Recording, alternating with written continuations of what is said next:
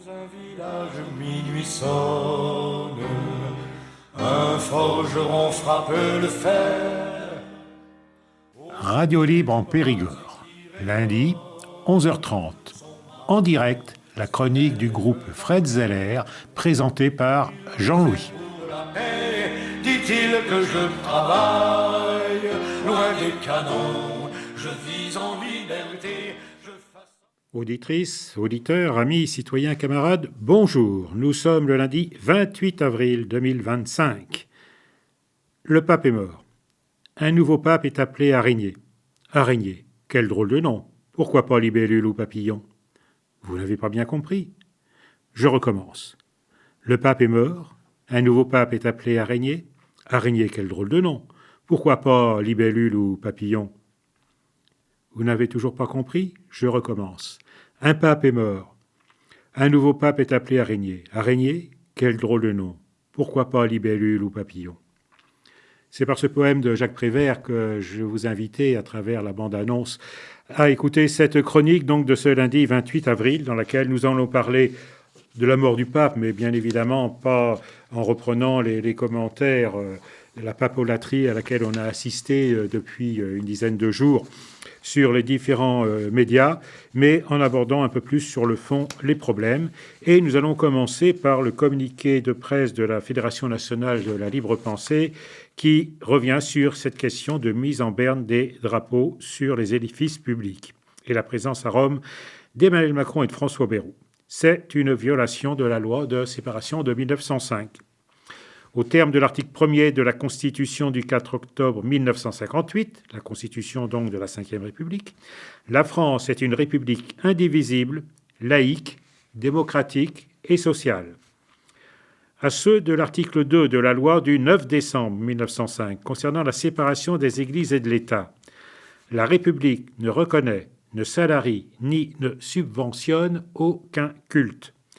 En dépit de ces dispositions, le Premier ministre François Bayrou vient d'annoncer la mise en berne des drapeaux sur les édifices publics à l'occasion des obsèques du pape, chef du culte romain, c'était le samedi 26 avril 2025. Cette décision constitue une violation caractérisée de la laïcité en faveur de la religion catholique de la part du chef du gouvernement, qui en est un ardent fidèle, au point d'avoir en permanence étouffé des pratiques pénalement répréhensibles ayant eu lieu dans un établissement scolaire sous contrat du diocèse de Pau. Au surplus, bien que le Vatican ne soit qu'un pseudo-État, créé par le fasciste Mussolini en 1929, siégeant sur un strapontin d'observateurs, le Vatican, à l'Organisation des Nations Unies, le président de la République, flanqué des ministres de l'Intérieur et des Affaires étrangères, piétinera également la loi de séparation en se rendant aux obsèques de Giorgio Bergoglio. Rappelons que le dit Saint-Siège est quasiment le seul pays au monde où il n'y a jamais eu d'élection démocratique, où il est interdit de faire grève et d'être syndiqué, qui n'a jamais ratifié la moindre déclaration sociale de l'OIT, l'Organisation internationale du travail, qui n'a jamais ratifié non plus la Déclaration universelle des droits de l'homme et qui, comme État, avec tous les guillemets qu'il convient de mettre, et qui, comme État d'Israël et l'Arabie saoudite, est une théocratie où la nationalité est obtenue exclusivement par la religion officielle. Contrairement à ce que M. Emmanuel Macron a soutenu dans son discours des Mureaux du 20 octobre 2020, annonçant la loi liberticide dite séparatisme du 24 août 2021, confortant le respect des principes de la République, le séparatisme ne se trouve pas du côté des musulmans, mais bien des agents de l'Église romaine infiltrés au cœur de la République. La Fédération nationale de la libre pensée dénonce avec force ces dérives cléricales et appelle les citoyens à participer massivement au meeting national, laïque et international du 6 décembre 2025 au gymnase Japy à Paris, convoqué pour célébrer le 120e anniversaire et défendre la loi du 9 décembre 1905. Voici donc le communiqué de la Fédération nationale de la libre pensée suite aux décisions donc du Premier ministre de mettre les drapeaux en berne sur les édifices publics le samedi 24 avril, donc au jour des obsèques de Giorgio Bergoglio. Le Vatican. Mais qu'est-ce exactement que le Vatican? Eh bien, écoutez, je vous propose un texte qui a été rédigé par Jean-Marc Schiappa, un texte de 3-4 pages qui revient de manière très détaillée sur ce qu'est le Vatican. À chaque visite papale, on nous ressort les mêmes inepties, par ignorance ou par calcul, c'est selon. Mais bon gré mal gré, on dit que voulez-vous, le pape est un chef d'État. Parfois, des laïcs bien intentionnés se récriant contre cette affirmation osée affirment « c'est un État totalitaire ». Eh bien non, le Vatican n'est pas un État, ni dictatorial, ni même théocratique. Il n'est pas un État du tout. Origine. Grâce à Pépin le Bref, cher au président Sarkozy, pour des raisons qui sont peut-être de l'ordre de l'identification psychanalytique, les États pontificaux sont créés en 756. Sous l'autorité temporelle du pape, ils vont évoluer tout au long du Moyen Âge comme n'importe quelle structure féodale, ni plus ni moins. Extension, conquête, querelle, conflit, scission. Les choses changent avec la Révolution française et la condamnation par le pape de celle-ci. La population d'Avignon, par exemple, alors sous domination papale, décide de demander son rattachement à la France, ce qui fut fait en 1791. C'est un des premiers exemples du droit des peuples à disposer d'eux-mêmes. Les États pontificaux forment à cette époque, et ils resteront tout au long du XIXe siècle, une partie essentielle du centre de l'Italie, autour de Rome, de l'Adriatique à la Tyrrhénienne, empêchant l'unité de la nation italienne. Vous voyez bien au niveau de la carte ce que ça donne, ça coupe l'Italie complètement. Donc voilà cette situation donc, au XIXe siècle. Voilà pourquoi tous les unitaires italiens, de Buonarroti à Garibaldi, combattront l'existence de ces États pontificaux, à la fois spirituels et temporels. C'est l'intervention des troupes de Napoléon III, dit le Petit, décidément, qui permet le maintien de ces États en 1867, la chute du Second Empire en 1870. Voit l'entrée des troupes italiennes à Rome par la porte Pia, saluée au Congrès international de la libre pensée de 1904. L'unité de l'Italie est réalisée et Rome devient logiquement sa capitale. Il n'y a plus dès lors de pouvoir temporel du pape. Celui-ci, Pie IX, conteste ces décisions et se qualifie de prisonnier du Vatican, refusant les tentatives de tractation de l'État italien. Ses successeurs agiront de même. Nous remarquerons que cela n'a pas empêché l'Église catholique ni d'exister, ni de fonctionner. Condamnation du modernisme, de la loi de séparation de 1905, etc., etc. L'Église catholique n'a pas besoin d'un État pour fonctionner. L'affirmation de la grande encyclopédie des pays publiée par le Figaro Magazine, l'autonomie de l'État du Vatican est nécessaire pour assurer l'indépendance de la charge du pape, est une contre-vérité. L'histoire l'a prouvé. Les accords du Latran. Après l'échec de la vague révolutionnaire de 1917-1922, sur la base de l'écrasement du mouvement ouvrier, Mussolini prend le pouvoir en 1922, la même année que le pape Pie XI. Le pouvoir fasciste n'est cependant pas stable. L'assassinat du dirigeant socialiste Matteotti en 1924 et la proclamation des lois dites ultrafascistes sont plus un signe de faiblesse que de force. Mussolini a besoin d'une forme de reconnaissance internationale, d'où ses négociations avec le pape qui, lui-même, a besoin de pérenniser et de clarifier sa situation. Les accords du Latran sont signés le 11 février 1929 par Benito Mussolini en personne. Le quartier de 44 hectares, l'équivalent de la distance entre deux stations de métro, pour donner un ordre de grandeur, du Vatican, est déclaré indépendant le 7 juin 1929. Acte bilatéral entre l'Église catholique et le régime fasciste. Qui est le père du Vatican ? Mussolini. Si l'éradiction du fascisme a un sens, elle doit aller jusqu'à la dénonciation internationale de ce traité. Tout gouvernement, tout ministre qui oublie cela seront complices des crimes fascistes. Les accords du Latran donnent un statut spécial à l'Église catholique romaine en Italie. Ils comprennent également un traité de reconnaissance de l'indépendance et de la souveraineté du Vatican, un concordat définissant les relations entre le gouvernement italien et l'Église, un volet financier dédommageant le Vatican de la perte de ses États en 1870.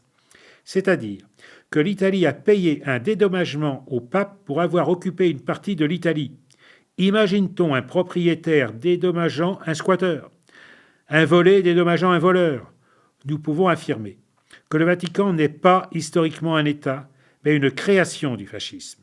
Nous noterons également que, comme le Concordat nazi de 1933, cette création fasciste est toujours en vigueur. Certes, en 1984, un concordat entre le Vatican et l'Italie a modifié certaines dispositions du traité. Libres penseurs de France, il ne nous appartient ni de près ni de loin d'établir ce qui est bon et ce qui ne l'est pas dans d'autres pays.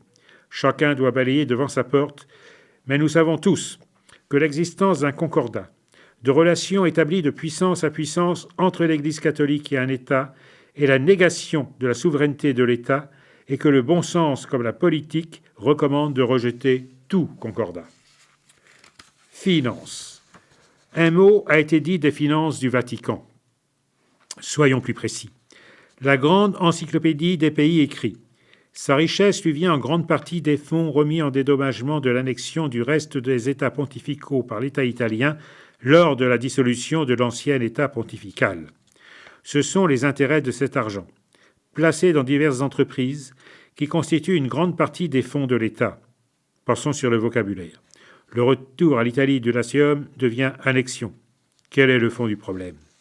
La restitution des sommes versées par Mussolini et payées par les citoyens italiens, comme de leurs intérêts, est une revendication de base. Les Italiens devraient-ils payer l'occupation de leur territoire? Seuls les traités de paix les plus sauvages, celui de Versailles en 1871 par exemple, le prévoient. Il faut donc annuler le traité de Latran et en conséquence restituer au peuple italien les sommes volées par Mussolini et la papauté. Le catholique G. Mercier écrit qu'il s'agit de, au cours de 1929, 830 millions de lire. Institutions.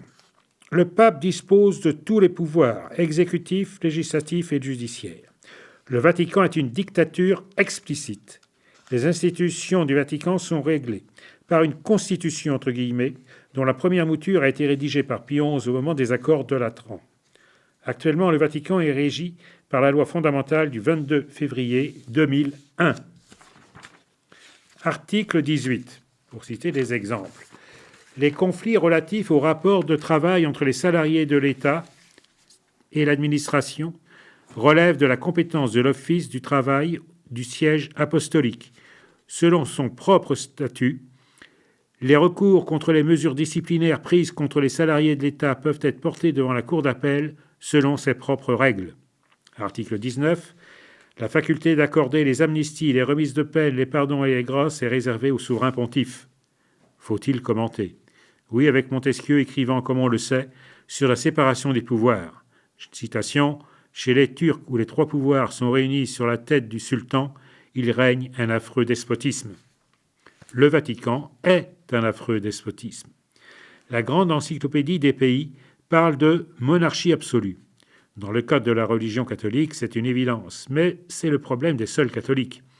Les libres penseurs n'auront certes pas d'idées ou de suggestions pour réformer l'Église. Mais quelles sont les autres monarchies absolues? Peut-être dans quelques îles du Pacifique? La monarchie absolue a été abolie au Népal en 2006, suite à une série de manifestations et de grèves. Il existe également la monarchie absolue au Swaziland, mais une grève générale en juillet 2007 s'y est violemment opposée. Il faut dire que la population du Swaziland est supérieure aux millions d'habitants, ce qui n'a rien de comparable aux centaines de logés du Vatican. Même de ce point de vue, le Vatican est une survivance moyen-âgeuse. Citoyenneté. La citoyenneté vaticane n'est pas l'expression d'une appartenance nationale. D'ailleurs, il n'y a aucune élection générale. La majorité des habitants du Vatican ne possèdent pas cette citoyenneté. Elle est liée uniquement à l'exercice de fonctions au sein du Vatican ou du Saint-Siège. Dès que ces fonctions cessent, la citoyenneté cesse. Le Vatican a inventé la citoyenneté en CDD. Notons une disposition prouvant à elle seule la misogynie congénitale de l'Église. La citoyenneté est attribuée également aux conjoints et à la famille des fonctionnaires du Vatican. Les garçons en perdent les bénéfices à l'âge de 25 ans et les filles au moment de leur mariage. Les femmes n'existent que mariées. Le Vatican est le seul État sans citoyens. Parce qu'un État, c'est la forme organisée d'une nation.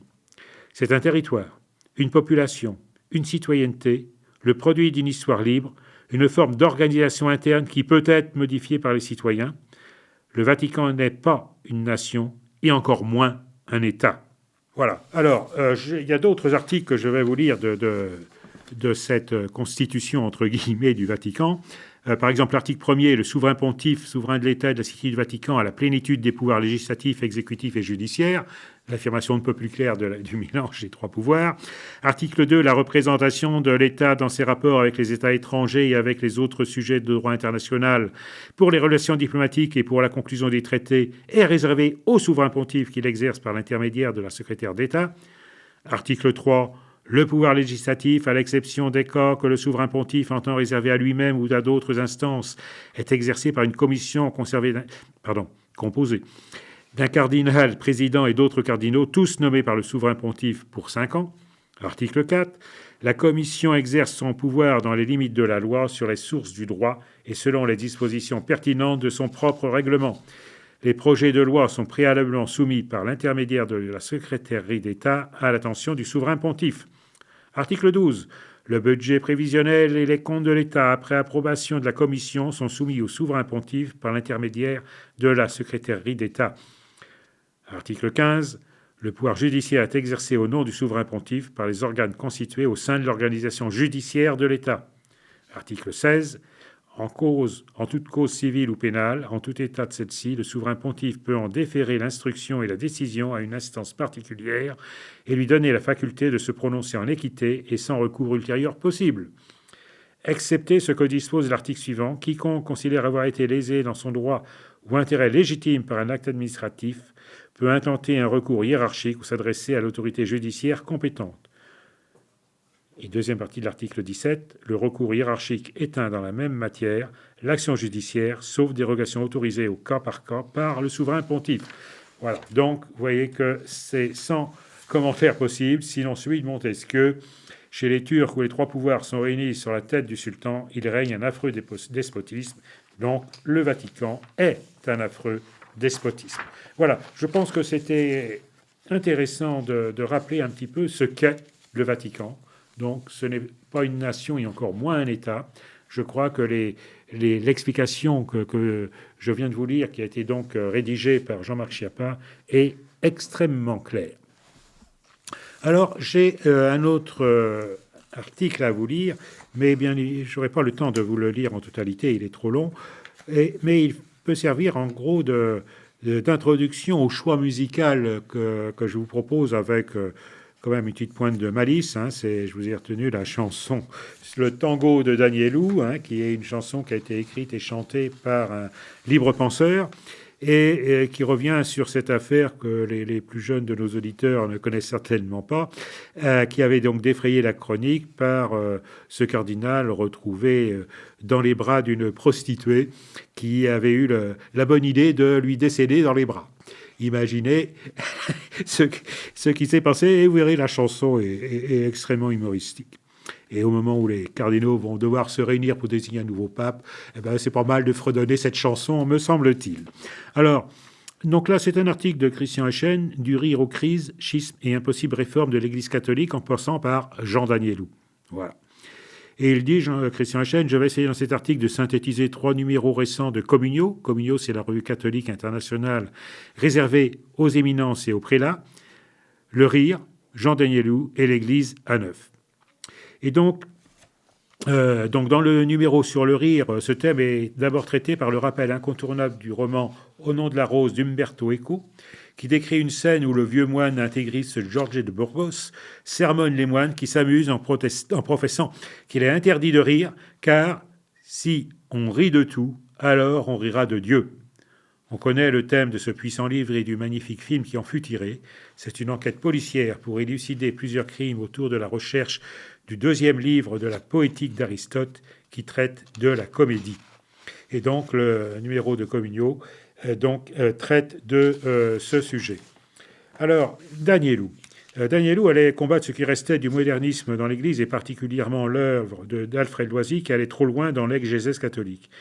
Il fut excommunié en 1908 et rejoignit alors Alfred Loisy, le combat de la libre pensée. Il retrouvera ainsi l'abbé Joseph Turmel, qui emprunta le même chemin, étant aussi excommunié en novembre 1930 et qui devint un libre penseur actif. Le futur cardinal d'Agnelou s'inscrivait aussi dans l'action d'Emmanuel Mounier, et ça nous ramène à l'actualité, puisque Emmanuel Mounier est, de la parole même d'Emmanuel Macron, le maître à penser de ce dernier. Donc Emmanuel Mounier, qui irrigua l'école des cadres d'Uriage du régime de Vichy. Dans l'affrontement chrétien, celui-ci écrivait « Le christianisme est-il un pseudonyme de la coalition des faibles et des peureux ? Une renaissance virile apparaît sinon comme la substance, au moins comme la préface nécessaire d'un renouveau spirituel. » On comprend alors que pour cette renaissance virile, il apporta tout son soutien et sa participation au chantier de jeunesse du « encore alors » maréchal Pétain. En bon jésuite, Danielou avait une vision internationale des problèmes et il œuvrait à faire comprendre comment le christianisme s'était d'abord exprimé dans la culture gréco-romaine et s'était aussi incarné dans d'autres grandes cultures mondiales, en Inde, en Chine, en Afrique. Tout cela loin des affres du Moyen-Orient, d'où il était pourtant censé venir. Sa relation dans l'œuvre qu'il accomplissait pouvait se résumer à cette inscription, citée par Commignot, gravée en latin devant l'église Saint-Charles aux Quatre-Fontaines à Rome, « Faire du neuf », conserver l'ancien, les deux étant bien compatibles ensemble. C'est pourquoi il travaillait sur l'opposition entre le sens littéral et le sens spirituel, en s'appuyant sur saint Thomas d'Aquin, qui indiquait que le sens littéral concernait les mots et le sens spirituel était du domaine du relationnel et qui s'exprimait par la réalité des situations où cela était professé. On retrouve cela dans la théorie de l'Acolutia, succession ordonnée des événements, de Grégoire de Nice. C'était l'explication traditionnelle de la thèse et de l'hypothèse qui fut souvent résumée à cette formule « Les Juifs ont tué le Christ et Monseigneur Dupanloup dîne chez Monsieur de Rothschild ». Voilà. Donc, j'en reste là sur ce texte que dans une autre chronique, je vous lirai peut-être en entier, puisque je pense que par sa longueur, il doit occuper une chronique entière. C'est assez intéressant. Donc, ce texte a tout un paragraphe sur un numéro de Commignot qui évoque donc Jean d'Agnelou, dont les performances viriles, pour reprendre l'expression qui a été citée, se sont exprimées un certain jour dont notre ami donc Jean Fary a fait une chanson, un autre ami qui est décédé, libre penseur, le tango de Danielou, qu'on écoute religieusement.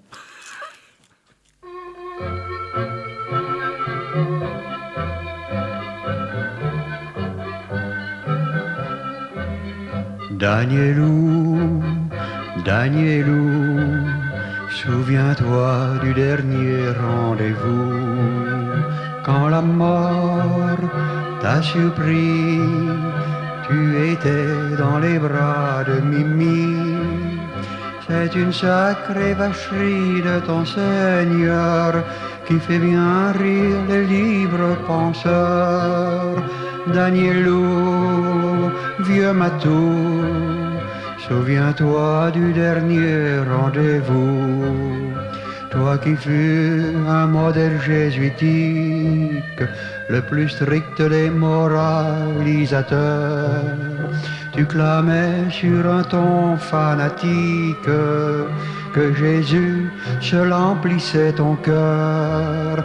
Tu prêchais le célibat, l'abstinence, les mérites de la continence. Danielou, vieux hibou, tu devais bien rigoler par en dessous.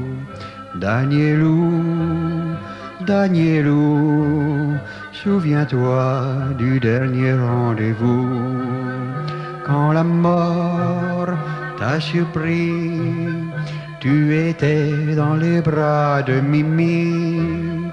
C'est une sacrée vacherie de ton Seigneur qui fait bien rire les libres penseurs.